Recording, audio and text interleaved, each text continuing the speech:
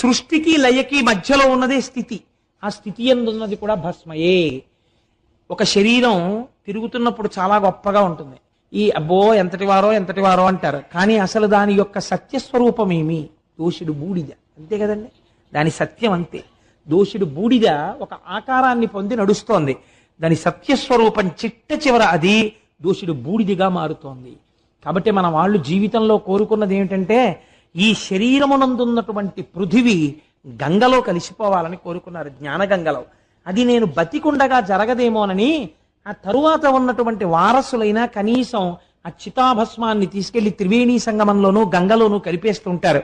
మన వాళ్ళు భస్మయందు ఎంత పూనికతో ఉండేవో పూర్వతరాలు మీరు జ్ఞాపకం చేసుకుంటే భస్మ యొక్క వైభవము చెప్పడానికి ఎన్ని రోజులు చెప్పినా తరగదు.